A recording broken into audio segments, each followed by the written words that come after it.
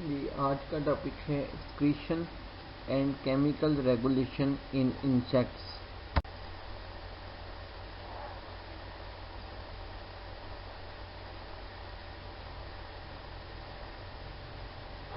सबसे पहले बात करते हैं एक्सक्रीशन की। The primary insect excretory structures are the Malpighian tubules and the rectum. कह रहे हैं कि जो इंसेक्ट के अंदर जो बुनियादी तौर पे जो एक्सक्रीटरी स्ट्रक्चर्स हैं वो मेल्फियन ट्यूब्यूल्स और रेक्टम पर मुश्तमिल हैं। Malpighian tubules end blindly in the haemocoel and open to the gut tract at the junction of the mid gut and the hind gut. क्या जहाँ पे मिड गट और हाइंड गट मिलती हैं, मतलब गट किसको कहते हैं, डाइजेस्टिव ट्रैक्ट को। तो डाइजेस्टिव ट्रैक्ट के आप पता है कि इंसेक्ट के तीन हिस्से हैं। एक है फोर गट, ठीक है, जो माउथ के करीब है, फिर दरमियान वाली को मिड गट कहते हैं और एंड वाली को हाइंड गट। यानी मिड गट और हाइंड गट के जहाँ पे मिलते हैं, जंक्शन है, ठीक है, उस जगह पे ट्यूब्यूल्स निकली हुई होती हैं, ठीक है, गट से। जैसे समझ कि हमारी ईसोफेगस है या इंटेस्टाइन है, तो यहाँ से छोटी छोटी ब्रांचेस निकली हुई, ट्यूब्स निकली हुई हों, ठीक है, जो कि ब्लाइंड एंड ब्लाइंडली, मतलब वो ट्यूब्स आगे से बंद होती हैं, ठीक है, जो निकली हुई होती है मेल्फियन ट्यूब्यूल जो है वो आगे से बंद होती हैं, ठीक है। कह रहा है कि microvilli cover the inner surface of their cells. कह रहा है कि जो मेल्फियन ट्यूब्यूल्स हैं इनमें माइक्रोविलाई होते हैं, छोटे छोटे, मतलब जैसे सीलिया की तरह के ऐसे छोटे छोटे स्ट्रक्चर होते हैं, माइक्रोविलाई कहते हैं। Various ions are actively transported into the tubules and water passively follows। अब किस तरह से इनके अंदर कहते हैं कि वो अब्जॉर्ब करते हैं, कि ये क्या करते हैं, आयंस एक्टिवली ट्रांसपोर्ट होते हैं। एक्टिवली मीन जैसे एक्टिव ट्रांसपोर्ट एटीपी यूज होती है, ठीक है। एक्टिव ट्रांसपोर्ट क्या होता है कि movement of molecules from lower concentration to higher concentration by using ATP, ठीक है, एनर्जी यूज करके। तो कहते हैं कि एक्टिव ट्रांसपोर्ट के जरिए आयन को अंदर दाखिल की जाते हैं और उसके पीछे पीछे फिर पानी भी दाखिल होता है, ठीक है, ऑस्मोसिस के जरिए। Uric acid is secreted into the tubules and then into the gut as are amino acids and ions। क्या जो यूरिक एसिड है और अमीनो एसिड्स, आयंस वगैरह ये सारी चीज़ें फिर गट में पहुंच जाती हैं।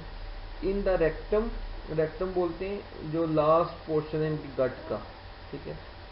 रेक्टम के अंदर वाटर, सर्टन आयंस जो इम्पॉर्टेंट आयंस हैं एंड अदर मटेरियल जो भी यूजफुल चीज़ें हैं वो सारी की सारी रीअब्जॉर्ब हो जाती हैं and the uric acid is eliminated. और जो यूरिक एसिड होगा, जो वेस्ट होंगे वो बॉडी से बाहर निकल जाते हैं, जो कि वाटर, आयंस और जो इम्पॉर्टेंट चीज़ें हैं वो सारी की सारी रीअब्जॉर्ब कर ली जाती हैं। The excretion of uric acid is advantageous for terrestrial animals because it minimizes water loss। तो यूरिक एसिड का मतलब ये फ़ायदा है जो खुश्की पे रहने वाले जानदार हैं कि इसमें पानी का लॉस कम से कम होता है, ठीक है। जो बर्ड्स के अंदर भी यूरिक एसिड ही होता है, ये सेमी सॉलिड होते हैं, ठीक है। लिक्विड, यूरिया तो लिक्विड होते हैं, ये लिक्विड नहीं होता, सेमी सॉलिड होते हैं, तो इसे वाटर कम लॉस होता है। That there is however an evolutionary trade of the conversion of primary nitrogenous waste ammonia to uric acid is energetically costly। तो कह रहा है कि इसका एक एवोल्यूशनरी, मतलब एक लिहाज से कह लीजिए कि नुकसान भी है। वो क्या है कि ज़ाहिर है जब भी मेटाबॉलिज्म होता है तो उसमें नाइट्रोजन वेस्ट नाइट्रोजन वेस्ट है वो अमोनिया की फॉर्म में बनता है। हमारे अंदर भी अमोनिया पहले बनती है, ठीक है। फिर अमोनिया को इनकी बॉडी में कन्वर्ट किया जाता है यूरिक एसिड में, ठीक है। तो कह रहे हैं अमोनिया से जब यूरिक एसिड में कन्वर्ट करना है, उस दौरान ज़ाहिर कोई एनर्जी चाहिए उसको कन्वर्ट करने में, तो वो एक नुकसान है। क्या nearly half of the food energy a terrestrial insect consumes may be used to process metabolic waste. तो अंदाज़ा लगाएं कि तकरीबन आधा जितना वो फूड खाते हैं उसके आधा जो फूड है, फूड की जो एनर्जी है वो इसी मेटाबॉलिक वेस्ट को एलिमिनेट करने, प्रोसेस करने में यूज़ हो जाती है। The aquatic insects ammonia simply diffuses out of the body into the surrounding water. जो पानी में रहते हैं इंसेक्ट्स, उनका ज़रा ईजी है, उनमें अमोनिया बनती है, अमोनिया गैस है। तो अमोनिया जो गैस है वो उनकी बॉडी से डिफ्यूजन के जरिए बाहर निकल जाती है, तो उनके लिए कोई ख़ास स्ट्रक्चर की ज़रूरत नहीं है जो पानी के अंदर रहते हैं इंसेक्ट्स। अब हम नेक्स्ट बात करते हैं केमिकल रेगुलेशन की। The endocrine system controls many physiological functions of insects such as cuticular sclerotization, osmoregulation, egg maturation, cellular metabolism, egg peristalsis and heart rate. क्या जो एंडोक्राइन सिस्टम है इंसेक्ट्स के अंदर, ठीक है, उसके डिफरेंट फंक्शंस हैं। एंडोक्राइन आपको पता है ना कि ग्लैंड्स और हार्मोन्स होते हैं, तो कह रहे हैं वो मुख्तलिफ फंक्शन को कंट्रोल करते हैं। जैसे क्यूटिकल जो है, क्यूटिकुलर स्क्लेरोटाइजेशन, ये जो क्यूटिकल है उसके ऊपर जो स्क्लेरेटा है, ठीक है, उसके ऊपर समझने के उसके जो स्ट्रक्चर क्यूटिकल का उतरना है, ठीक है, या उसको जब उतरती है क्यूटिकल और फिर दोबारा से बनती है, ठीक है, तो कह रहे हैं कि इसको कंट्रोल करते हैं। ऑस्मो रेगुलेशन को जो हार्मोन और जो एंडोक्राइन सिस्टम कंट्रोल करता है। एग जो मेच्योर होता है उसको कंट्रोल करता है। सेलुलर मेटाबॉलिज्म, जितने भी केमिकल रिएक्शन है सेल के अंदर, उसको कंट्रोल करते हैं हार्मोन्स और एंडोक्राइन सिस्टम जो है। फिर गट में पेरिस्टाल्सिस, जैसे हमारी भी इसोफेगस में पेरिस्टाल्सिस होती है, ठीक है ना, मूवमेंट है जिसमें मसल जो हैं वो अल्टरनेटिवली कॉन्ट्रैक्ट और रिलैक्स करते हैं, जिससे जो फूड है वो उसमें मूव करता है, जैसे हमारी इसोफेगस में भी ये होता है। और हार्ट रेट को भी एंडोक्राइन सिस्टम ही कंट्रोल करता है। कह रहे कि as in all arthropods ecdysis is under neuro endocrine control. Ecdysis क्या होता है कि periodically they shed their cuticle, कि मतलब कुछ जो इंसेक्ट्स हैं वो मतलब साल में एक दफ़ा, कुछ साल में ज़्यादा दफ़ा, ठीक है, अपने जो है वो क्यूटिकल को या अपना एक्सोस्केलेटन को उतारते हैं, ठीक है, और फिर नया एक्सोस्केलेटन बनते हैं, तो इसको एक्डाइसिस कहते हैं। तो क्या एक्डाइसिस भी जो है वो आर्थ्रोपोड्स के अंदर न्यूरो एंडोक्राइन कंट्रोल करता है, ठीक है। इन insects the subesophageal ganglion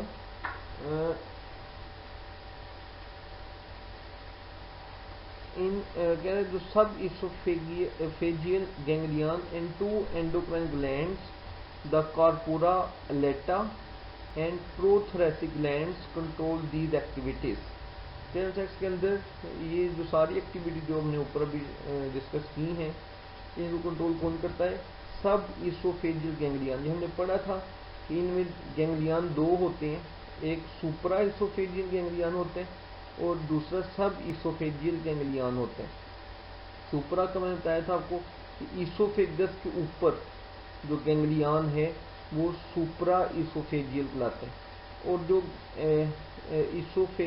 oesophagus के नीचे है, ठीक है, उसको सब इसोफेजियल गैंग्लियन कहते हैं। इसोफेगस जो गट है, ठीक है, उसका पार्ट है।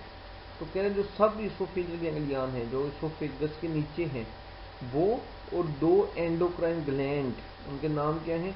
The corpora एलेटा and prothoracic gland, ये तीनों मिलकर कंट्रोल करते हैं ऊपर हमने जितने भी इनके फंक्शंस को डिस्कस किया है। Neurosecretory cells of the sub oesophageal ganglion manufacture ecdysiotropin. कह रहे कि जो सब इसोफेजियल जो गैंग्लियन है उसमें जो न्यूरोसेक्रेटरी सेल्स हैं, लेकिन जैसे हमारे ब्रेन के अंदर भी जो ग्लैंड है और वो हार्मोन्स और सिक्रीशंस पैदा करते हैं, इसी तरह गैंग्लियन मैंने बताया हुआ है कि वो प्रिमिटिव ब्रेन, मतलब ब्रेन की समझे इब्तदाई शक्ल, ठीक है ना। तो कह रहे हैं कि इनका जो सब इसोफेजियल गैंग्लियन है उनमें जो न्यूरोसेक्रेटरी सेल्स पाए जाते हैं वो क्या बनाते हैं? एक्डाइसियोट्रोपिन, ठीक है। ये जो हार्मोन है, this hormone travels in neurosecretory cells to structure called the corpora cardiaca. ये जो हार्मोन बनता है, बनाते कौन है? सब इसोफेजियल गैंग्लियन के न्यूरोस्क्लेरोटिक सेल्स जब यहाँ से बनता है तो यहाँ से ये कहाँ जाता है, ये जाता है कॉर्पोरा कार्डिएका में। कॉर्पोरा कार्डिएका देन रिलीज थोरैकोट्रोपिक हार्मोन, ठीक है। कॉर्पोरा कार्डिएका जो है ये फिर एक और हार्मोन बनाता है, ठीक है। वो कौन सा हार्मोन बनाते हैं, thoracotropic hormone, which stimulates the prothoracic gland to secrete ecdysone. फिर ये जो दूसरा हार्मोन है थोरैकोट्रोपिक हार्मोन, ये फिर प्रोथोरैसिक ग्लैंड तक आते हैं और प्रोथोरैसिक ग्लैंड फिर एक हार्मोन पैदा करे तो एक्डाइसिन कहते हैं। Ecdysone initiates the reabsorption of the inner portion of the procuticle and the formation of the new exoskeleton। फिर एक्डाइसिन क्या करते हैं कि जो प्रोक्यूटिकल है, ठीक है, उसके अंदर वाले हिस्से को रीअब्जॉर्ब कर लेते हैं उसको, ठीक है। और फिर जो है उसके बाद formation of the new exoskeleton, मतलब पहले जब उतरता है, ठीक है, ज़ाहिर है जब वो नीचे से प्रोक्यूटिकल को रीअब्जॉर्ब कर लेगा। देखिए ऊपर तो एक्सोस्केलेटन एक शेल की तरह है, ठीक है ना, और वो जैसे अब हमारे नाखून है, मैं इसे समझाने के लिए बात कर रहा हूँ, नाखून अब नीचे हमारे गोश्त के साथ अटैच है, तो अटैच करने वाली अगर झिल्ली जो है अगर हम उसको बीच में से निकाल दें, नाखून तो उखड़ के साइड पे हो जाएगा।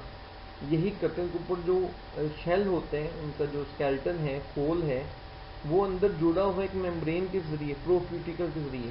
तो ये हार्मोन जिससे प्रोक्यूटिकल को जो है वो रीअब्जॉर्ब कर लेते हैं, जिससे कनेक्शन खत्म हो जाते हैं, ऊपर वाला होल उतर जाता है, ठीक है। और फिर बाद में formation of the new exoskeleton. Other hormones are also involved in ecdysis. The recycling of materials absorbed from the procuticle, changes in metabolic rates and pigment deposition are a few of probably many functions that hormones control। तो कह रहे एक्डाइसिन में और भी hormones का मुख्य role है, वो मतलब कुछ हार्मोन जो हैं वो इन्वॉल्व होते हैं कि जो प्रोक्यूटिकल को ऑब्जॉर्व किया गया होता है ना, तो प्रोक्यूटिकल के जो मटीरियल को रीसाइकिल करना, अगर प्रोक्यूटिकल में अगर कोई कार्बोहाइड्रेट है तो कार्बोहाइड्रेट को रीसाइकिल को कहीं और इस्तेमाल करना। फिर मेटाबॉलिक रेट को कम ज़्यादा करने में भी मुख्तलिफ हार्मोन हैं। फिर पिगमेंट डेपोजिशन कि जो उदाहरण की स्किन या इनका जो स्केलेटन है उसमें जो पिगमेंट कलर, पिगमेंट की वजह से कलर आता है, तो वो डिपॉजिट जमा करना, उसमें ऐड करना, ये भी हार्मोन का ही काम है। तो कह रहे मुख्तलिफ हार्मोन इनमें मुख्तलिफ फंक्शन काम करते हैं, ठीक है। तो ऊपर बहरहाल हमने ये जो आपने डिस्कस किए ये हमने हार्मोन्स को, तो वो बता रहे कि किस तरह से एक्डाइसिस होती है, मतलब नया जो एक्सोस्केलेटन वो कैसे बनता है, उसमें कौन कौन से हार्मोन इन्वॉल्व हैं, ठीक है। तो उसमें सब इसोफेजियल गैंग्लियन से पहले प्रोड्यूस होते हैं हार्मोन एक्डाइसियोट्रोपिन। एक्डाइसियोट्रोपिन जो है जब ये बनता है तो ये दूसरे सेल्स को स्टिमुलेट करते हैं, दूसरे सेल एक और हार्मोन बनाते हैं कॉर्पोरा कार्डिएका। कॉर्पोरा कार्डिएका जो है वो एक और हार्मोन प्रोड्यूस करता है, कौन सा, थोरैकोट्रोपिक हार्मोन प्रोड्यूस करवाते हैं। थोरैकोट्रोपिक हार्मोन जो है ये प्रोथोरैसिक ग्लैंड से फिर चौथा हार्मोन प्रोड्यूस करवाते हैं एक्डाइसिन। और एक्डाइसिन जो है ये एक्सोस्केलेटन को पुराने को उतारता है और नया बनवाता है। In immature stages the corpora allata, ये भी एक ग्लैंड है, ठीक है, corpora allata produces and releases small amounts of juvenile hormone. जो कॉर्पोरा अलेटा एक ग्लैंड है, ये क्या करता है कि ये प्रोड्यूस करता है और रिलीज करते हैं थोड़ी मिकदार में जुवेनाइल हार्मोन। जुवेनाइल वैसे तो कहते हैं कि जो यंग हो, अभी बलूगत में पहुंचा हो, ठीक है।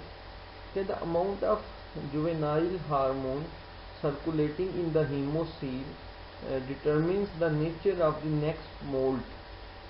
अब हीमोसील के इनमें देखें ब्लड और जो सिलोमिक फ्लूइड है वो मिक्स होते हैं। अब हमारा ब्लड देखें, ब्लड वेसल में वो अलग है, और हमारा एक्स्ट्रा सेलुलर फ्लूइड मतलब सेल्स के दरमियान जो फ्लूइड है या सिलोमिक फ्लूइड है वो अलग है। ठीक है। लेकिन इंसेक्ट्स के अंदर ब्लड वेसल्स चूँकि नहीं होती या होती हैं तो इनकम्प्लीट होती हैं, तो उनका ब्लड और सिलोम मिक्स होती है, उसको कलेक्टिवली हीमोसील कहते हैं, ठीक है। तो कह रहे हैं कि इनका जो जुवेनाइल हार्मोन है वो हीमोसील में सर्कुलेट कर रहा होता है, ठीक है। और उसकी वो जो जुवेनाइल हार्मोन है वो नेक्स्ट मोल्टिंग होती है इनमें, ठीक है। डायसिस या मोल्टिंग एक चीज़ है, ठीक है, जिसमें अपना पुराना उतारते हैं होल या क्यूटिकल, और उनका साइज में इजाफा होता है या नया स्ट्रक्चर कोई बनता है, ठीक है। तो ऊपर से होल उतारेंगे और नया स्ट्रक्चर बनेगा। क्या large concentrations of juvenile hormone result in a mold to a second immature stage. Intermediate concentration result in a mold to a third immature stage, and low concentration result in a mold to the adult stage. अब मुख्तलिफ इनके level हैं। देखिए दिन में for example आप mosquito को लेके आए, मॉस्किटो के एग में से निकलता है लार्वा, ठीक है, उसको बोलते हैं फर्स्ट स्टेज लार्वा। उस लार्वे में होती है मोल्टिंग, ठीक है, और वो बन जाता है सेकंड स्टेज लार्वा, फिर मोल्टिंग होती है थर्ड स्टेज लार्वा, फिर होती है वो फोर्थ स्टेज लार्वा बनते हैं। फोर्थ स्टेज लार्वे में जब मोल्टिंग होती है तो उससे प्यूपा बनता है, फिर प्यूपा में जब मोल्टिंग होती है तो फिर अडल्ट मॉस्किटो बनते हैं, ठीक है। इसी तरह मुख्तलिफ इंसेक्ट्स में किसी में जो इमेच्योर लार्वे हैं उनकी 2 स्टेजेस हैं, किसी में 3 हैं, किसी में 4 हैं, इवन 4 से ज़्यादा भी हैं, ठीक है। तो इस तरह से तो कहने के अगर तो जुवेनाइल हार्मोन की तादाद ज़्यादा हो तो वो क्या होगा कि फर्स्ट स्टेज से वो सेकंड इमेच्योर स्टेज में चला जाएगा। अगर इंटरमीडिएट मिकदार होगी तो वो थर्ड इमेच्योर स्टेज में चला जाएगा, और अगर बहुत कम मिकदार जब होगी जुवेनाइल हार्मोन की तो फिर मोल्टिंग के नतीजे में वो अडल्ट स्टेज में चल जाएगा, अडल्ट इंसेक्ट बन जाएगा। क्या decreases in the level of circulating juvenile hormone also lead to the degeneration of the prothalamic gland, so that in most insects moults cease once adulthood is reached. क्या इसमें जो कमी है जुवेनाइल हार्मोन में, ठीक है, उससे क्या होता है कि degeneration of the prothalamic gland, तो प्रोथैलेमिक ग्लैंड डीजनरेट होने लग जाते हैं, ठीक है, बहुत से इंसेक्ट्स के अंदर। उसके नीचे में क्या होता है जब प्रोथैलेमिक ग्लैंड ख़त्म हो जाता है, डीजनरेट हो जाते हैं, कि जो मोल्टिंग है मोल्ड सीज में रुक जाती है, ख़त्म हो जाती है मोल्टिंग, ठीक है। वंस अडल्टहुड इज रीच, जब वो अडल्ट बन जाते हैं, अडल्ट मॉस्किटो इसमें मोल्टिंग नहीं होती फिर, ठीक है ना। वो क्यों नहीं होती कि जुवेनाइल हार्मोन की मकदार कम हो जाती है और प्रोथैलेमिक ग्लैंड को वो ख़त्म कर देते हैं। कि interestingly after the final mould the level of juvenile hormone increases again, but now it promotes the development of accessory sexual organs, yolk synthesis and egg maturation. कह रहे पहले इसकी मकदार कम होती है, अडल्ट बन जाते हैं, प्रोथैलेमिक ग्लैंड ख़त्म हो जाते हैं, और उसके थोड़े टाइम के बाद फिर इस हार्मोन का लेवल बढ़ जाता है। लेकिन अब इसका काम मोल्टिंग करवाना नहीं है, अब इसका काम क्या है कि जो सेक्सुअल ऑर्गन्स को डेवलप करवाना, योक सिंथेसिस और एग की मैच्योरेशन, मतलब रिप्रोडक्शन में अब फिर ये इन्वॉल्व हो जाता है। Pheromones are chemicals an animal releases that cause behavioural और physiological changes in another member of the same species. ये फेरोमोन्स भी केमिकल्स हैं, ठीक है। ये क्या करते हैं कि एक एनिमल जो है प्रोड्यूस करते हैं और उसी स्पीशीज का दूसरा जो एनिमल है, ठीक है, उसमें बिहेवियरल और या फिजियोलॉजिकल चेंजेस आ जाती हैं।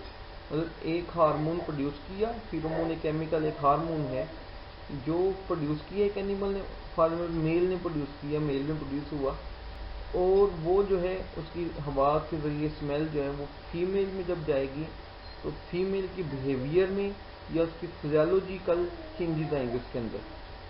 Zoologists have described many different insect uses of pheromones, ठीक है। मुख्तलिफ जो हैं वो फेरोमोन्स के जो इस्तेमाल हैं इंसेक्ट्स के अंदर वो डिस्क्राइब किए गए हैं। Pheromones are often so specific that the stereo isomer of the pheromone may be ineffective in initiating a response। क्योंकि फेरोमोन्स बाज केसेस में वो बड़े स्पेसिफिक होते हैं कि सिर्फ उसी स्पीशीज का ही मेंबर तक ही जाएंगे, मतलब जाएंगे सब में, ज़ाहिर है हवा में जाएंगे तो किसी के भी बॉडी में दाखिल हो सकते हैं, दूसरे इंसेक्ट्स में भी, लेकिन जो ये चेंजेस काज करते हैं वो सिर्फ उसी स्पीशीज के मेंबर में ही काज करेंगे। कह रहे कि इवन इसके स्टीरियो आइसोमर कहते हैं केमिकल मिरर इमेज, तो बिल्कुल एग्जैक्टली केमिकल मिरर इमेज हो, ठीक है। कह रहे वो भी अगर होंगे तो उनमें कोई फ़र्क नहीं आएगा, ठीक है, वो चेंज नहीं आएगी, ठीक है, दूसरे मेंबर के अंदर। विंड और वाटर में carry pheromones several kilometers and a few pheromone molecules falling on a chemoreceptor of another individual may be enough to elicit a response। कह रहा है कि विंड या पानी जो है वो फेरोमोन को कई किलोमीटर दूर तक लेके जा सकते हैं, और बस फेरोमोन के चंद मॉलिक्यूल भी अगर किसी दूसरे के मेंबर के ऊपर गिर जाएंगे तो उसकी बॉडी के ऊपर कीमोरेसेप्टर होते हैं। कीमोरेसेप्टर का मतलब केमिकल को डिटेक्ट करने वाले सेप्टर। तो कह रहा है कि वो जैसे उसके ऊपर गिरेंगे तो वो दूसरे मेंबर के अंदर जो है वो एलिसिट ए रिस्पॉन्स, एलिसिट में उसमें रिस्पॉन्स जो है वो स्टार्ट कर देंगे, शुरू कर देंगे, दूसरे में जो है वो रिस्पॉन्स जो है वो उसका रद्द अमल जो है वो शुरू हो जाएगा। चलिए ये मैं डिस्कस कर रहा था फंक्शंस ऑफ इंसेक्ट फेरोमोन्स, उनकी मुख्तलिफ टाइप्स हैं और उनके मुख्तलिफ फंक्शन हैं। पहले सेक्स फेरोमोन्स। सेक्स फेरोमोन्स हैं ये क्या करते हैं, दे एक्साइट और attract members of the opposite sex, मतलब ये किसी मतलब मेल ने प्रोड्यूस किया तो वो फीमेल को, फीमेल ने प्रोड्यूस किया तो वो मेल को एक्साइट और अट्रैक्ट करेंगे। एक्सेलरेट और रिटार्ड सेक्सुअल मैच्योरेशन, दूसरे मेंबर में या तो सेक्सुअल मैच्योरेशन को एक्सेलरेट तेज कर देंगे या उसको रोक देंगे, रिटार्ड में कम कर देना, रोक देना। For example female moths produce and release pheromones that attract males. कह रहे कि फॉर एग्जाम्पल जो फीमेल मोथ बोलते हैं पतंगे को, ठीक है, कह रहे कि वो हार्मोन प्रोड्यूस करते हैं जिसको मेल जिसकी वजह से अट्रैक्ट होते हैं। दूसरे caste regulating pheromones. Caste regulating, caste का क्या मतलब होता है कि जो समझने के ज़ात, जिसको हम ज़ात पात कहते हैं, ठीक है, मुख्तलिफ जो ज़ातें हैं, तो कह रहे कि ये इंसेक्ट्स के अंदर भी होता है, use by social insects to control the development of individuals in a colony. जो सोशल इंसेक्ट्स हैं, सोशल इंसेक्ट्स कौन से, जैसे एंड्स हैं, चूंटियाँ हैं, हनी बीज हैं, दीज आर सोशल इंसेक्ट्स, ठीक है। इनमें फिर तबकात हैं कि कोई वर्कर है, ठीक है, कोई जो है वो ड्रोन है, कोई क्वीन है। तो कह रहे कि for example the amount of royal jelly fed a female bee larva determines whether the larva will become a worker और ए क्वीन। रॉयल जेली जो है वो ख़ास शहद की किस्म होती है, वो सब लार्वे को नहीं खिलाई जाती, या अगर खिलाई भी जाती है थोड़ी मकदार में, कुछ को ज़्यादा खिलाई जाती है। तो जिन लार्वों को ज़्यादा खिलाई जाती है वो कल को क्वीन बनते हैं, उनमें से कोई एक दो, ठीक है, और जिनको ये थोड़ी खिलाई जाती है, नहीं खिलाई जाती, वो आमतौर पे वर्कर बनते हैं, ठीक है। तो कह रहे हैं कि ये कास्ट रेगुलेटिंग हार्मोन फेरोमोन्स हैं, ठीक है, तो वो सबको नहीं वो खिलाते। अच्छा, इसी तरह तीसरा है एग्रीगेशन फेरोमोन्स। कह रहे हैं एग्रीगेशन फेरोमोन्स कहते हैं produce to attract individuals to feeding और मेटिंग साइट्स, ठीक है, कैसे जो दूसरे स्पीशीज के मेंबर को अट्रैक्ट करते हैं, किसी जगह पर जो फूड है तो उसके लिए बुलाते हैं या रिप्रोड्यूस करने के लिए। Example certain bark beetles, bark beetle जो बार्क कहते हैं दरख्तों का जो तना होता है, तो वहाँ पे जो बीटल हैं बार्क बीटल्स एग्रीगेट, एग्रीगेट में जमा हो जाना, इकट्ठा हो जाना, ऑन पाइन ट्री, ठीक है, पाइन ट्री के ऊपर जमा होती हैं during an attack on a tree, वगैरह फिर उसको ये खाते हैं। तो ये फेरोमोन प्रोड्यूस करने से कि बाकी बीटल्स को भी उस तरफ बुलाते हैं कि जी यहाँ पे फूड है, यहाँ पे दरख्त है, खाने के लिए है। फिर है alarm pheromones release to warn other individuals of danger. जब किसी जगह पे खतरा है तो ये प्रोड्यूस करेंगे ताकि उनके ही स्पीशीज के दूसरे मेंबर वहाँ पे ना आए। May cause orientation toward the pheromone source and elicit a subsequent attack or flight from the source। कह रहा है कि इसके नतीजे में क्या होगा कि may cause orientation toward the pheromone source, या तो वो बाकी मेंबर भी उस फेरोमोन वाली जगह की तरफ जाएंगे और एलिसिट ए सब्सिक्वेंट अटैक, और फिर उसके नतीजे में जाके वहाँ पे अटैक करेंगे, या फिर or flight from the source, या यहाँ से उड़ के दूर चल जाएंगे। यानी ख़तरे का वो प्रोड्यूस करते हैं जहाँ पे ख़तरा है, तो या तो वो बाकी भी आके उस ख़तरे का मुकाबला करते हैं, अटैक कर देते हैं, ठीक है, या फिर वहाँ से सारे भाग जाते हैं इंसेक्ट्स। एग्जाम्पल क्या है इसकी, a sting from one bee alarms other bees in the area who are likely to attack. कैसे कि अगर आप शहर के छत्ते में फॉर एग्जाम्पल आप उसके करीब हैं, वो ख़तरा महसूस हो, तो एक जो है वो प्रोड्यूस करेगी, ठीक है, और हमला करने की कोशिश करेगी, तो फिर बाकियों को भी पता चलता है कि यहाँ पे कोई ऐसा खतरे वाली बात है, तो बाकी भी अटैक करने की कोशिश करते हैं।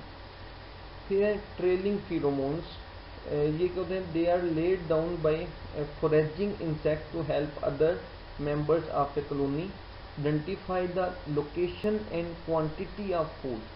फोरेजिंग का मतलब ही जो होता है खुराक की तलाश, ठीक है, फोरेजिंग का मतलब है। तो कह रहा है कि ये जो फेरोमोन है, ट्रेलिंग फेरोमोन्स, ये फोरेजिंग इंसेक्ट, जो खुराक की तलाश में निकले हुए इंसेक्ट होते हैं, वो पैदा करते हैं, जिससे वो अपनी कॉलोनी के, अपनी स्पीशीज के दूसरे मेंबर्स को आगाह करते हैं कि खुराक जो है वो किस साइड पे है और कितनी मिकदार में है। For example ants often trail on a pheromone path to and from a food source. आपने अक्सर देखा होगा कि चींटियाँ लाइन में जा रही होती हैं, क्योंकि वो जाते हुए वहाँ पे फेरोमोन रिलीज करती चली जाती हैं, ठीक है। तो बाकी जो है वो उस फेरोमोन को समझ लें कि स्मेल करते हुए इसको उसकी बेस पर वहाँ पे खाने की तरफ या उससे दूर जाते हैं।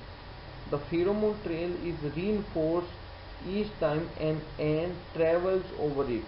क्या जब भी कोई चुंटी, दूसरी चुंटी भी उसमें से गुजरेगी, वो रीइंफोर्स होने कि वो भी मज़ीद फेरोमोन प्रोड्यूस करेगी, तीसरी आएगी मज़ीद, ठीक है, तो वो फिर स्मेल जो बढ़ती चली जाएगी और बाकी चुंटियाँ भी उस तरफ आएंगी और एक लाइन में आप देखते हैं कि वो जा रही होती हैं, ठीक है। उसको बोलते हैं ट्रेलिंग। ट्रेलिंग का वैसे मतलब क्या होता है कि पीछा करना, ठीक, किसी चीज़, किसी ट्रैक के पीछे पीछे चलना, ठीक है। तो ये डिफरेंट टाइप के फेरोमोन हैं, जिनके डिफरेंट जो है वो रोल हैं इंसेक्ट्स के अंदर।